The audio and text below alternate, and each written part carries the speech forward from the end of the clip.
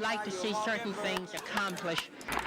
We want free child care, universal subsidized child care, so that all women in this country, and especially black women who need to work, can go to work.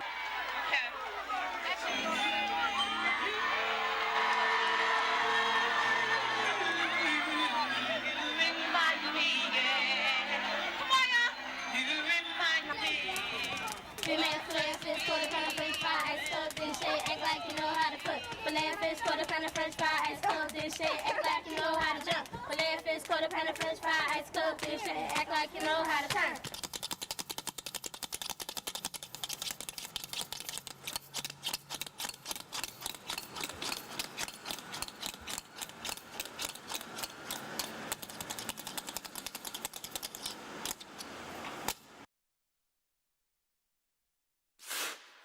Hello, everyone, and welcome.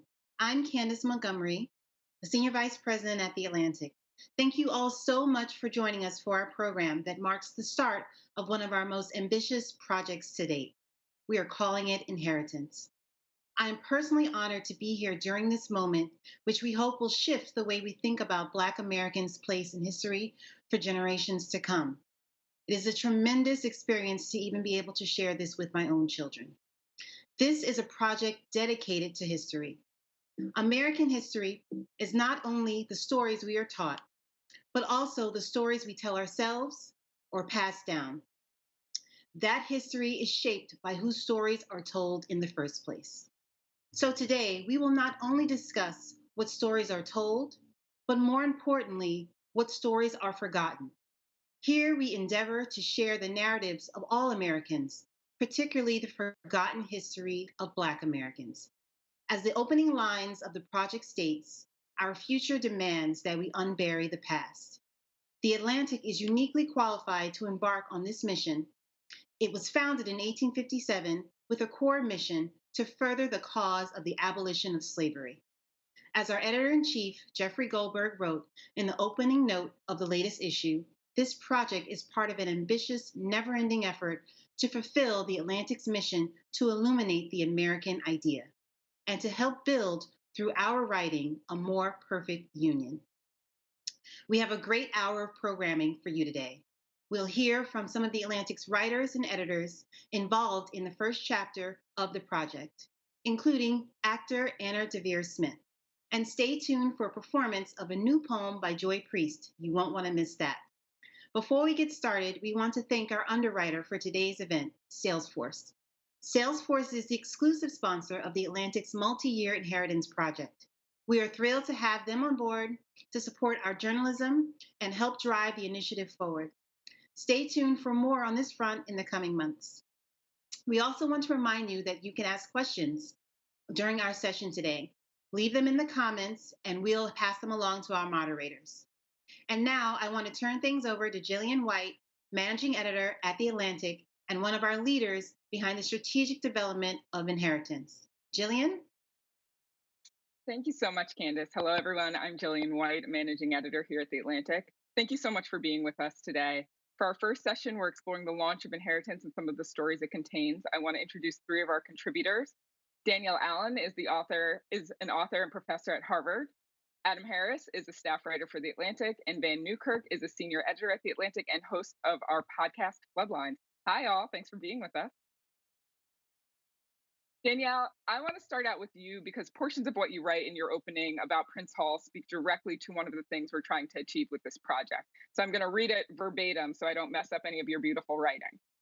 Many of us who live in Massachusetts know the basic outlines of this story and the early role the state played in standing against enslavement. But told in this traditional way, the story leaves out another transformative figure, Prince Hall, a free African American and a contemporary of John Adams.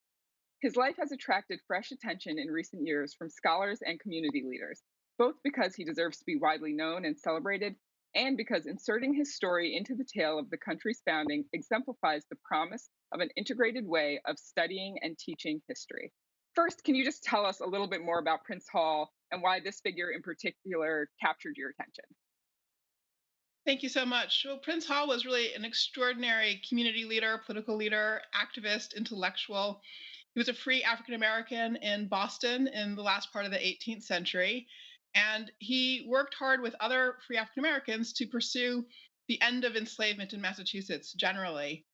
He caught my attention because he was the first person to make use of the language and phrases and vocabulary of the Declaration of Independence for a purpose other than fighting the revolution. So he used its language in January of 1777 in a petition submitted to the Massachusetts Assembly advocating for an end to enslavement. So your piece largely is bringing light and history and trying to bring Prince Hall to an entirely new audience. I'm wondering why you think his legacy and contributions aren't a prominent part of history. Even as I think about this, thinking about a free Black man walking around Massachusetts, passing John Adams, we often think of this period in American history as being so incredibly white, and no retellings of this that I have ever heard or seen prominently feature people of color. So I'm just wondering if you can talk to me a little bit about what you think went into kind of the loss of his story amongst the narrative about the Declaration of Independence and America's founding. Well, the way we've told our history has changed over generations. So, I think in the early days in Boston, Prince Hall's memory was kept alive. But the country as a whole had this collective period of amnesia that started in the late 19th century, early 20th century. Brian Stevenson often says that we have to recognize that although the South lost the Civil War, they won the narrative war. And over the end of the 19th, early 20th century, how we told American history, the tale of that, really did shift as people who still continued to support the Confederacy worked hard to memorialize their sons of the Confederacy, worked hard to think about shaping how we tell the story of American history. So we're still having to move that picture of American life away, a picture that centers white experience. And that's the work of the last 50 years. Luckily, we do now have the incredible resources of historians who have recovered a huge amount of lost history, and we can tell the whole story. Yeah. Adam, I want to come to you next because the piece you are working on also speaks to this idea of history that is lost, obscured, or left out. But it focuses more squarely on events that are often left out of the narrative that shed light on how difficult it was for Black people to exercise their constitutional rights. Talk to us a bit about the history that you're interested in and its place in the American narrative. Yeah, so my piece is at the Utah massacre. Effectively, it. Oops, sorry. Like, and effectively, how the Utah massacre sort of shaped Alabama and in some way, and how America's political right that this event where Black people were exercising political power, Reconstruction, where folks had banded with a code of sort of um, northern whites and loyal Union leaguers as called in the South to kind of create a political power structure in Alabama and Louisiana and Mississippi states in particular in Alabama. And effectively, I've been sort of looking at how legacy, right? How a single massacre, how content, and my daughter was also contributing to this, how one event can sort of its tension can expand through history, and effectively looking at how the Utah massacre set the stage as a model for other race massacres and other race in Alabama that sort of changed, fundamentally altered the political power structure of this. Yeah, thank you, Adam.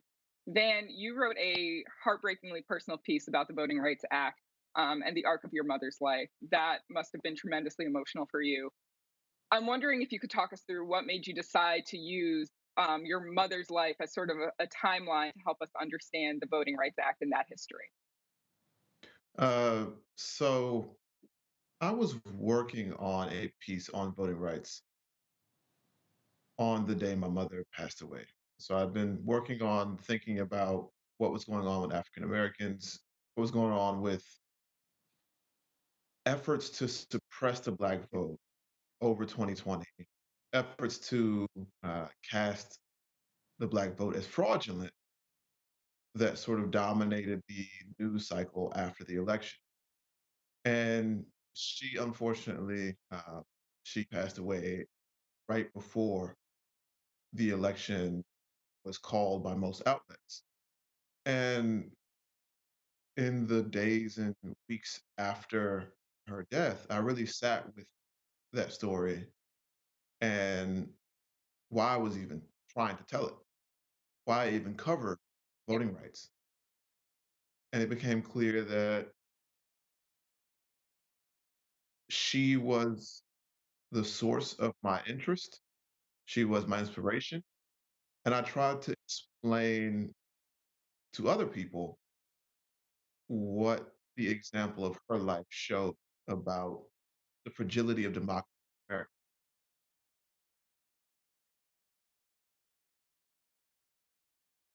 Sorry, I lost you for 1 second. Thank you so much for that, Van.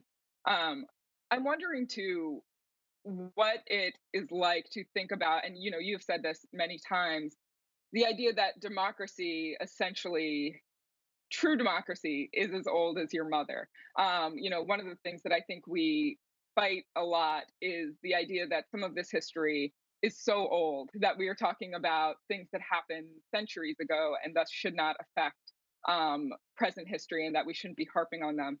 So I'm wondering how that makes you think about this moment that we are in now, just kind of the presentness, the nearness of the history of the Voting Rights Act, and as you say, the true start of a democracy in America.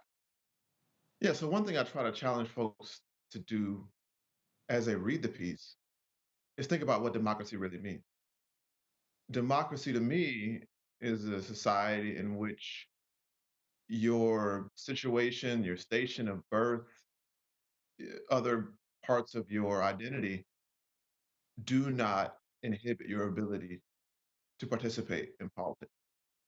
And so it's clear to me that the only era we can call even remotely democratic in American history is that since the Voting Rights Act, since we got rid of the poll tax, since we got rid of grandfather clauses, literacy tests, all these things that actually held back most Black people in the country from voting, that held back Latino folks in the country from voting.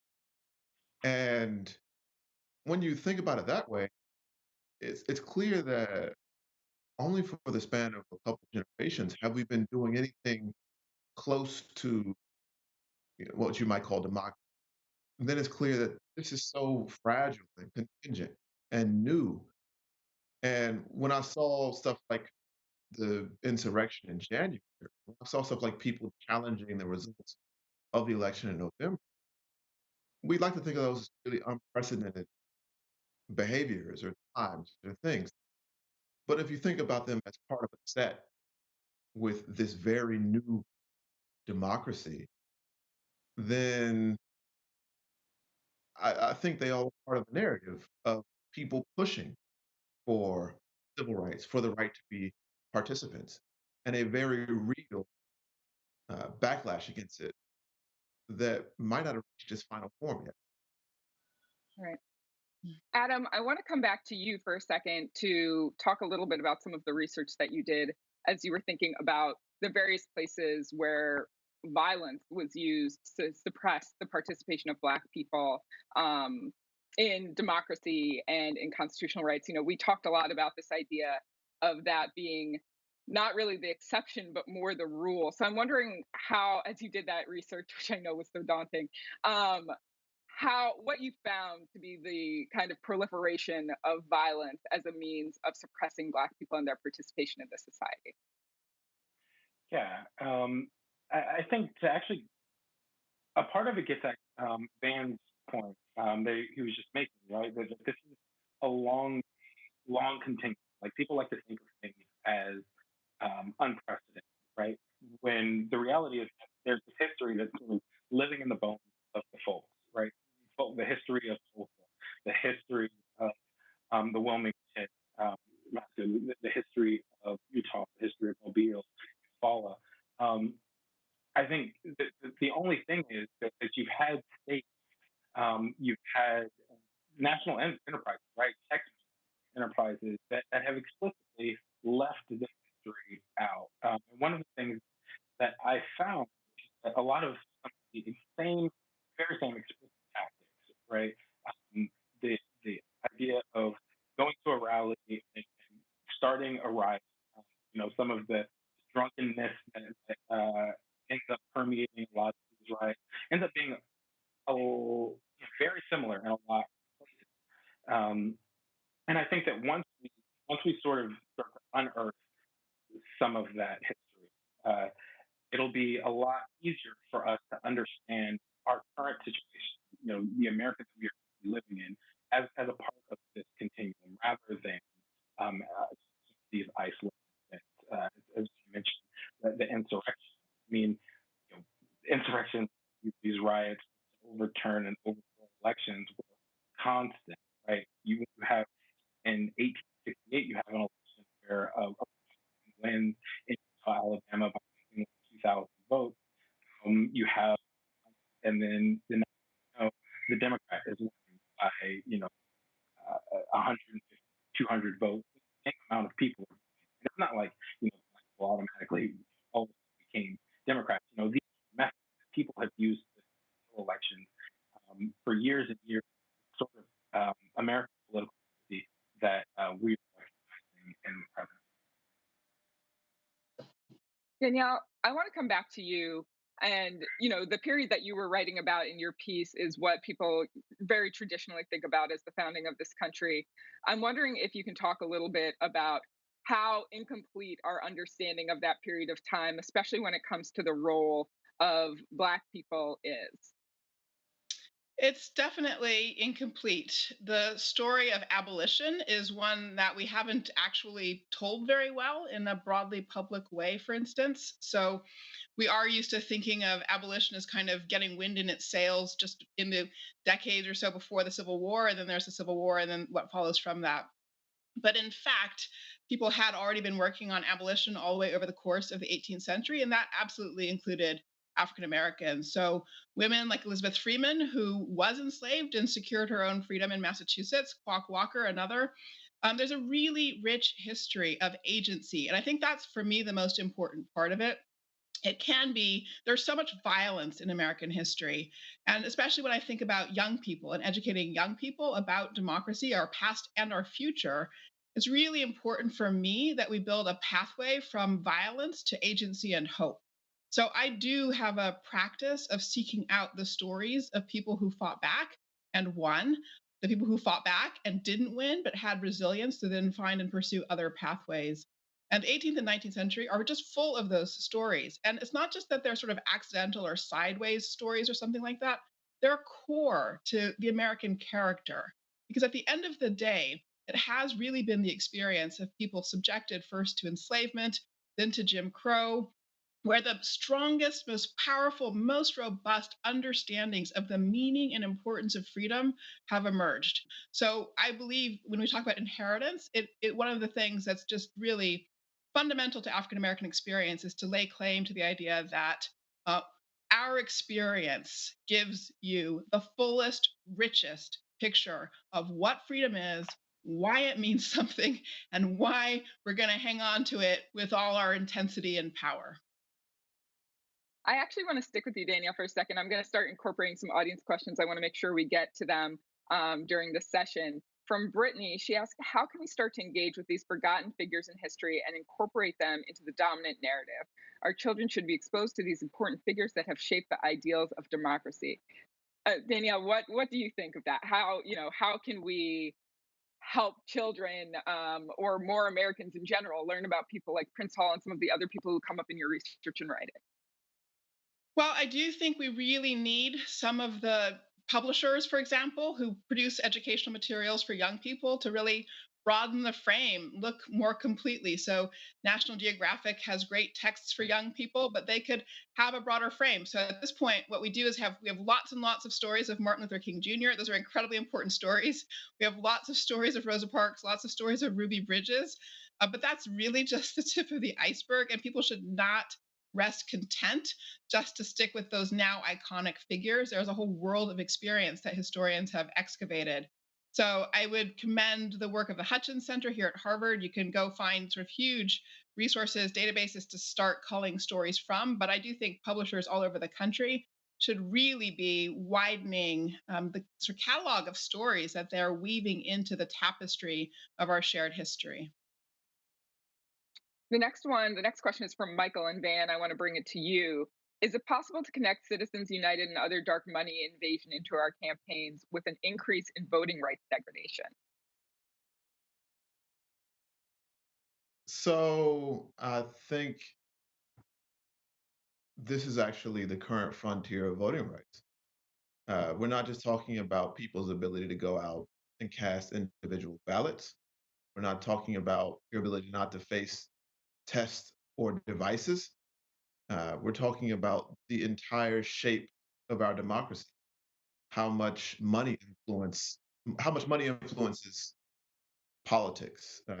One of the main vectors of sort of dark money as it pertains to democracy is the issue of gerrymandering. And lots of folks pour lots of money into getting maps that disfavor Black Americans, disfavor Latinos. And so, yeah, I think when we're talking about democracy, the basic shape of democracy, we should be having conversations that go well beyond what happens between you and your ballot at the poll, what happens when you register to vote, and how that process works. Because there's so many things at the level above that that have also been influenced by this really aggressive movement to disenfranchise. Yeah.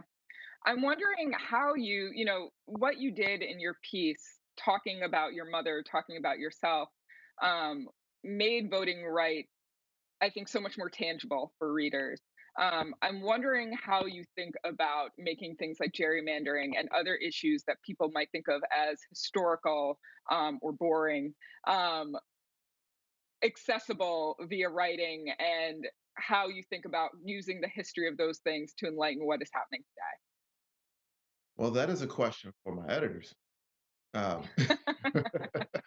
I think it's still a challenge to make a lot of really technical things readable, to make them interesting, to get people attention to what are really important and dire problems and questions facing American democracy. My strategy is always to focus on people, to focus on how it affects your individual experience voting, with policy changes in your life. So yeah, gerrymandering is a very difficult issue to explain.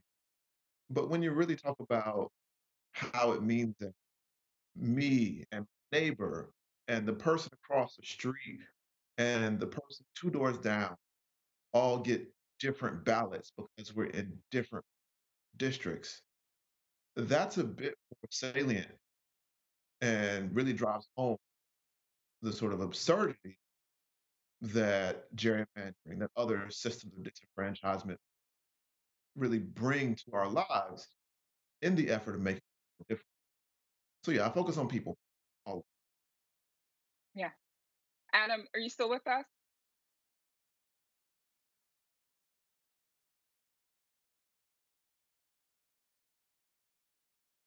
There you are. Um, I was wondering I was wondering if you could answer the question, what do you think is the biggest hurdle when it comes to correcting the narrative or filling in the blanks of American history when we're trying to do that in a present day, looking back? And how do you think the work of journalists is integral to that?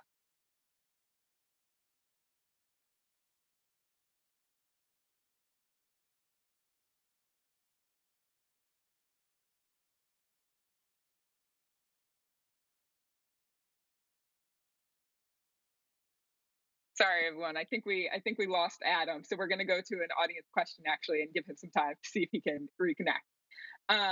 From Elizabeth, she asks, could Professor Allen or anyone else speak about the Association for the Study of African American Life and History and its role? It has a wonderful national conference and also a journal. The conferences have included workshops. And Elizabeth wants us to know that she is not an employee, just a lifetime member. It's terrific that you introduced the association. Absolutely. People have been working hard for over a century on recovering African American history. And that association was one of the earliest to form to do this work. Carter G. Woodson, of course, is known as the father of African American history because he helped found that enterprise of doing that work, finding those stories, doing the scholarship to back them up and so forth. And so, yes, I mean, at this point, we're blessed across the academy with riches in the field of African American history and studies. And so, in addition to the Hutchins Center, the association is an excellent resource for all kinds of jewels, gems, historical treasures to find and use. So, thank you very much for calling attention to that. Thank you, Danielle. Adam, I hear you are back with us. Yes, I believe so.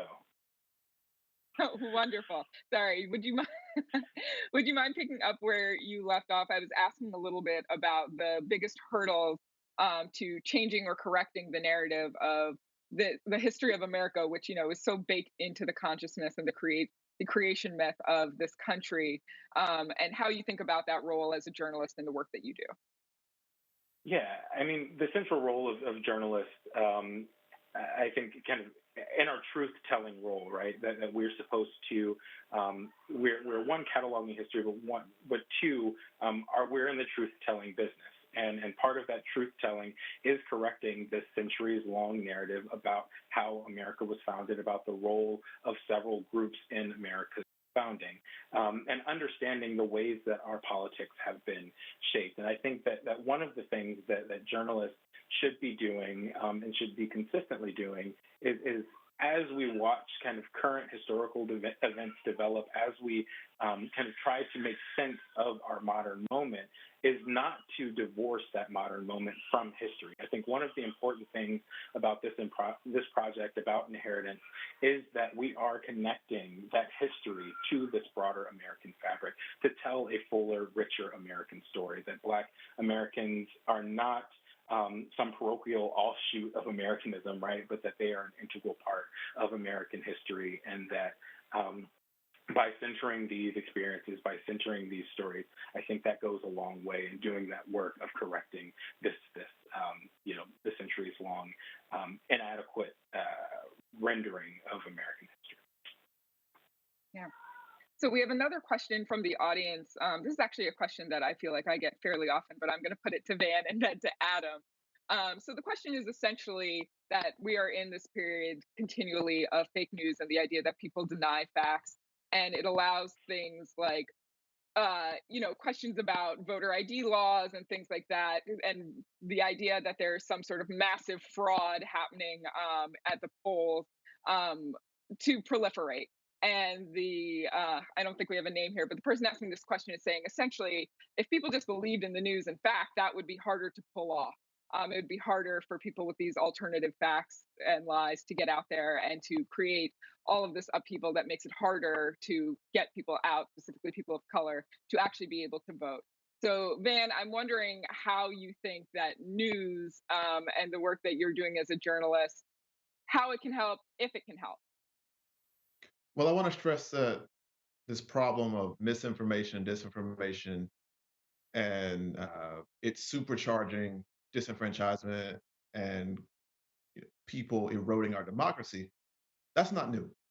That's something that the big lie of voter fraud and voter integrity, those were things that were used to overthrow the Wilmington government in 1898.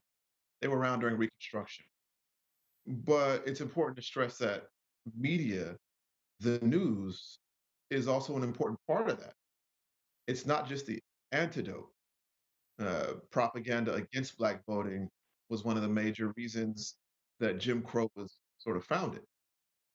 So I think our role as trying to be responsible media makers and trying to do projects like this one is to go back, to plumb those depths, and to highlight the misuses of history, the misuses of this big lie, and then in turn uh, promote and uh, I think use the real history of Black Americans. Yeah. Adam, do you have anything that you want to add there? That was such a great answer from Van. Yeah, no, I was actually just going to say to his point, I just finished working on a book on racial inequality in higher education, right? And there was this example that I've been combing through a lot of old newspapers and the way that kind of misinformation spreads, the way that media narratives had been shaped previously. Back in the 1860s, right after the Civil War, or kind of actually a year before the Civil War ends, this prominent leader who had founded or tried to found an integrated coeducational college in the South, right? He returns to Kentucky, and the local paper says that John G. Fee has been allowed by the Union forces to return to Kentucky to commit more mischief, right? And so in that in this, and the mischief he was creating was integrated education. And so I think that kind of centering this history, kind of understanding that this commitment to the truth is something that has to be practiced, that we need to continue to kind of emphasize our commitment to the truth. And in this project, being a integral part of that, to kind of go back, as Van said, kind of plumb the depth. A lot of that information has been lost or was not covered in certain ways at the time. There was a murder of a Black man in Utah that I just was not able to find a lot of information on over his activism and over his kind of attempts to vote. He was murdered, and there was very little coverage of it, but the stories lived on in the bones of folks. And I think our attempt to plumb those depths, to kind of reclaim that history and understand that history, just kind of goes a long way in understanding the American project and the Democratic project, and making sure that we don't repeat a lot of the same kind of mistakes and fall into the same pitfalls that we've fallen into previously. Yeah. So I have one final question to kind of round out our conversation here. And Danielle, I want to start with you. I'm wondering, aside from Prince Hall, if there were a figure or period of time that you would really want people to be able to dig into to understand a more complex and robust. So I'm hearing Danielle is no longer with us. So Adam, sorry, this is coming back to you. If there's one particular period or figure that you would want Americans to be able to understand or mine to complicate the narrative about American history, what would that be? So the period for me, of course, is going to be Reconstruction. I think that there's, we've focused, and Gillian, you know this, there's been a lot of kind of critical focus on Reconstruction, kind of understanding of Reconstruction. But I think that America has to kind of more fully wrap that into our basic education system, right? You don't get Reconstruction as much in K through 12. Most people, when they're finding out about Reconstruction, they're either finding out about it from their parents or they're finding out about it through college. But I think that when we understand not only Reconstruction, but the period immediately after, and what America's response to racial progress is regularly, right? Not only racial progress in Reconstruction, but racial progress after the Civil Rights Act. America does not respond well to racial progress. And I think when we understand that, I think that kind of gives us a more fully fleshed out picture of how we got here and what needs to change this time, right? So I think my mind is often with Reconstruction. And so that's the period that I think that Americans, all Americans should fully understand, because, as Eric Foner calls it, it was, this period was sort of a second founding. You have the 13th, the 14th, the 15th Amendments that give us, that kind of give weight to the American promise. And then how that weight is like slowly taken away through force, through suppression. And America just has to kind of repeat the cycle all over again. Well, I think that's the perfect place to wrap up this conversation. Thank you all so much for joining us today. And to all of you listening, you can read Van and Danielle's pieces online at theatlantic.com/inheritance, and stay tuned for Adam's forthcoming piece. I'd like to turn things over now to our editor-in-chief, Jeffrey Goldberg. Thanks, Gillian. Thanks, everyone. That was fascinating. And we'll continue with fascinating discourse right now with our guest, a very special guest, Anna Deavere Smith, who is, from my perspective, primarily an Atlantic contributing writer, but also does other things in the world. As you all know, she doesn't need much of an introduction. Of course, she's very, very well known for her great work. Uh, Anna is, of course, one of America's premier cultural forces. Her one-woman performances, Fires in the Mirror, Twilight, LA, Notes from the Field, are just legendary. She's revolutionized theater and journalism at the same time with her work. She is an academic, a journalist, a scholar, a performer. She also is my favorite televised national security advisor. For those of you who are West Wing fans, you of course remember her from that, and we talk about that often as well. But we're here to talk mainly about a piece she wrote for the Atlantic in our current issue, and I want to just jump in by asking her to describe the piece a little bit and describe the narrative of the piece. The article actually emerged from a conversation we were having a few months ago about the inheritance. Uh, I was asked if she could participate in some way talk about Black American history, and we got to talking about her own history.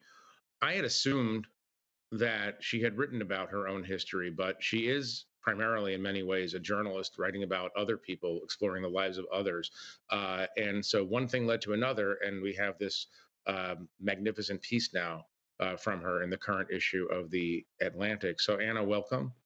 And why don't you walk through a little bit of the thinking behind the piece, and your own coming of age story, because that's what it is, a coming of age story.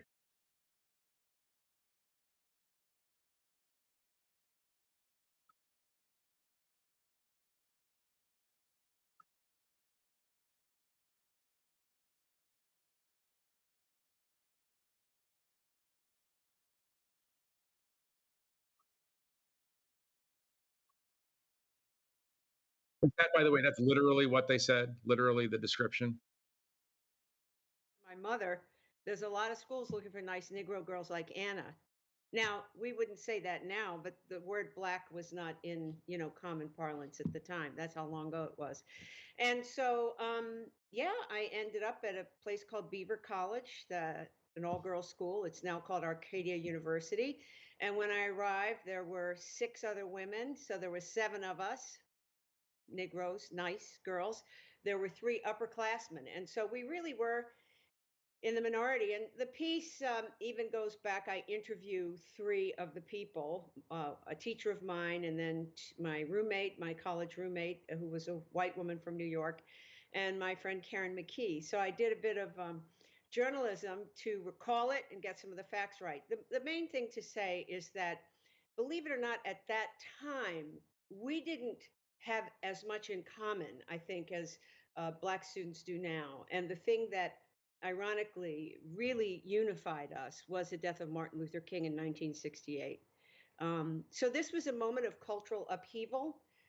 Soon, within a couple of years, the schools, which had been all boys schools, would start to open up for women. And none of these kinds of integrations were easy. I also go back in the piece to say that it was worse for Charlene Hunter Galt in the early 60s, who some of you know integrated the University of Georgia, and all of the white girls in her dorm had a riot. They actually threw bottles into her glass window, and she ended up, as she said, with glass all over her clothes and her suitcase. So there are always histories that we can go back to learn new things, and that's why I'm excited about being a part of the Inheritance Project. Well, that's great. Stay on the subject of what your own experience was like. It was more subtle than the description of Charlene Hunter Galt, obviously, but take us back to being a pioneer even on that campus. there were things are said to you. There are assumptions made about you and this cohort that would never be said today. Give us a little bit of the flavor of that, if you will. Well, I mean, two of my favorite things in terms of drama was that my roommate, who we would now call an ally, one day said to me knowingly, "Did you get a letter?" And I said, "What kind of a letter?" And she revealed that she had gotten a letter as a white girl, woman, we would soon say, would she mind rooming with a Negro? And none of the seven of us got such letters, as far as I know.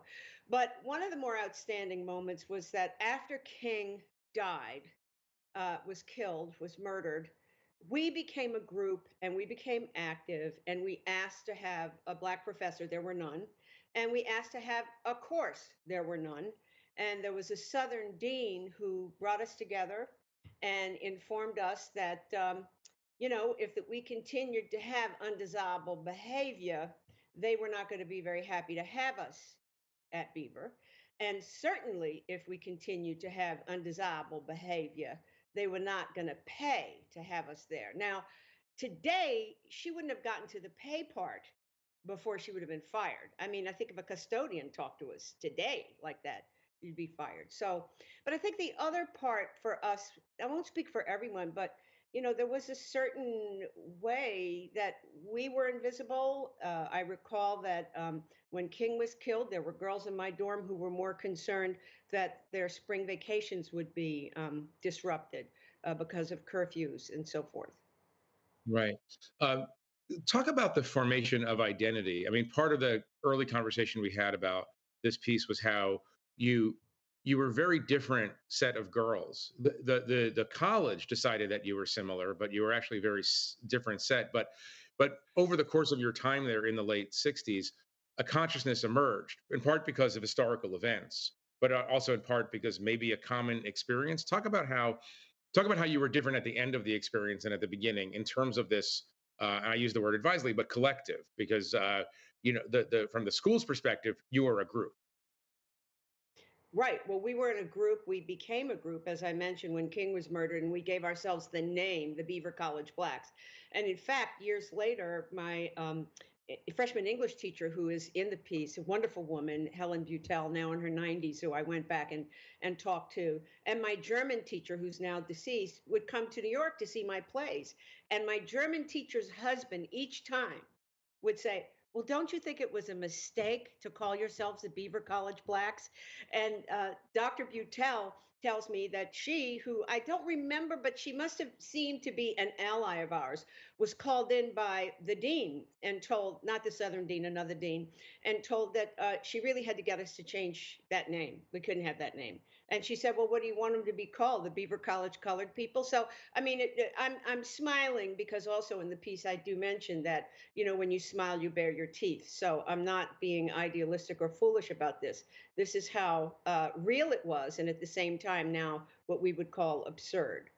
So we Right. did what we could. We were certainly not like students at Berkeley or larger universities, even Penn, which was not that far away. But in our way, we did what we could, and we did get a Black professor, and we did get a course. Your decision to go there was a source of controversy in your family. Talk about that for 1 minute. What was your father's objection to this?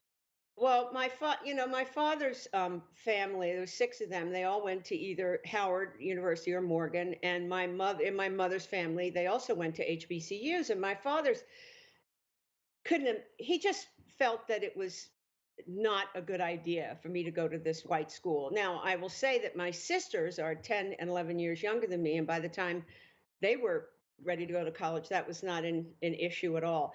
But his main complaint was that if I went to Beaver or any of the other ones that I applied to, I wouldn't have a social life, which I thought was peculiar because he was very, very strict and never seemed to care that much about my social life, except that, he was very protective. Years later, I got an honorary degree from Spelman. And when I walked into the breakfast that morning, Latanya Richardson, as you know, a magnificent actress who was a Spelman alum, opened her arms and she hugged me and she said, "Welcome to the sisterhood." And my mind went all the way back to all those years ago. I just started crying and sitting there watching that graduation, all those black young women, and understanding that what he meant by sisterhood was service. That's what I think, by social life rather, not sisterhood. He meant the whole thing, just the tradition of service, which of course went back to the beginning of the 20th century with black women, particularly at Howard. It's a little bit of a thought experiment question, but what would have been different had you gone to HBCU? Do you think, in your own um, ideological and maybe creative development? Do you think that, have you thought back about what the alternative pathway would have been? I don't know. I haven't thought about that because as you talk about a coming of age story or a consciousness raising story, that continues throughout my life, even to this day. So it's hard for me to imagine what would have been different there. I want to mention that in this piece, I conclude with one of my students, excellent student at NYU, Andrea Ambam, who is her parents came from Central Africa, Cameroon, and I end with her talking about her own sense now of the conflict of having to be nice, and particularly her identification and the identification of many young black women right now with Sandra Bland. And so this thing goes on, this consciousness raising, and I find that I get my consciousness gets raised even a little peak, a little bit by my students. It never stops. But talk about niceness, because you end the piece, and I really do recommend everybody read it.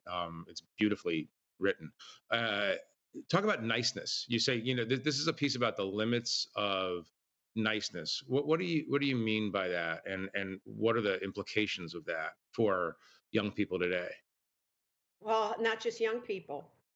In the defense of Trump and the impeachment trials just now, I'm sure all of your viewers saw the clips around the word fight that the defense had.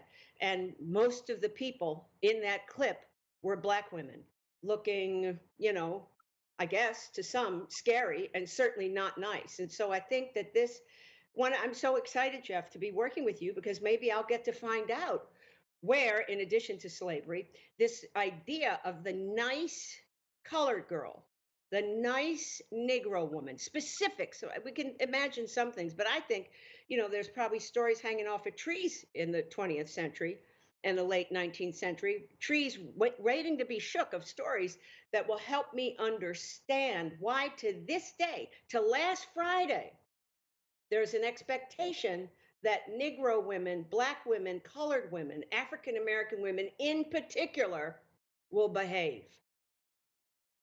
Um, I I want to sort of stay on that, but you made me think of something. My colleague Gillian White, in the previous conversation, asked what periods of history um, her panelists were most interested in, and sort of what forgotten or underexplored periods of Black history in America or American history uh, have not been discussed as much. And I'm curious to know, before we get to some of your other current work, I'm curious to know what areas are what areas remain mysteries to you. Well, I'm very interested in my last project in juvenile justice. My last project, Notes from the Field, was about the school to prison pipeline.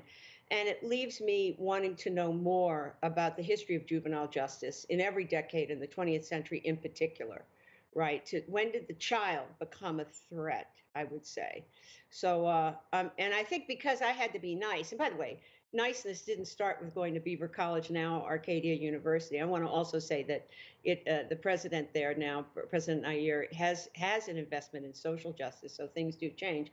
The notion of the non-nice kid, the bad kid, didn't just start, right? So I want to know more about that and to look at every decade in that regard. Right. No, that's a great project. And by the way, just an audience note, I can't believe I'm touting work in another media company, but Notes in the Field is available on HBO right now, right? You can Yeah, still. very nice. Thank you, Jeffrey. Thank you. I knew you could see you're a nice Jeffrey. Were you required to be nice? Now, come on, I do have to ask. You're I am see, required. I am I hate required to to be do it. Were you required to be nice in college? I was the no, no, no. I was the obnoxious newspaper editor in college. Okay. So I was required not to be nice, I guess is the way you would put it. We, I went to Penn at a tumultuous time in Penn in terms of race relations. It was quite. Thinking, reading your piece, and remember my own college experience and covering a lot of tumult on the campus. Um, Made me think about the question of progress, actually, because by the time this is the early 80s on the Penn campus, the Black Student League was not, to use your term, not nice. Marching, demonstrations, all kinds of, demands. There were racist faculty members and all the rest, but they were powerful, they were cohesive, they were very strong. They had the sympathy of a lot of people, didn't have the sympathy of others. And reading your piece, I was just struck by how alone it must have felt to be in the Beaver College Blacks, one of 7 people. I mean, it comes to this very obvious question: do you think that there has been progress in, people are liberated now from quote unquote niceness in a way, or do you think that Black students are having more whole and fulfilled lives in their settings? Well, I suppose it's all about what your interior experience is. Even getting ready to write this piece, I spoke to a jazz drummer, Terry Lynn Carrington. She's got many Grammys and up for another one now. And I also spoke to a cellist, a classical cellist, Joshua Roman. I wanted to talk to them both about repetition, because I believe that this is really what the human experience is. And there are ways even that we like repetition. And that, however, in these repetitions, there are some progressions. And sometimes, I mean, if you listen to like modern classical music, Steve Reich was one of my favorite, John Adams, you have to listen carefully to hear the progress. And I think maybe that's what my metaphor suggests, is that repetition is a part of the human condition, and that we have to listen carefully to progress and build on it. Right, right. It's a little bit like, Barack Obama, among others, has talked about this. You go forward, you come back a little bit. You go forward, you come back. He believes still that the arc is long, but it bends toward justice. And obviously, the last few years have, obviously in some ways challenged that notion. But this is one of the most fascinating questions about where are we on the spectrum toward a kind of true justice and equality. Let me go to an audience question. Um, Linda asks, very short, to the point question. I love them. Does nice equal silence? No, no, that's a really, really great question. Yeah, unpack that a little. Yeah, I have to think about that. I mean, when you say it's a great question, it means you don't know the answer.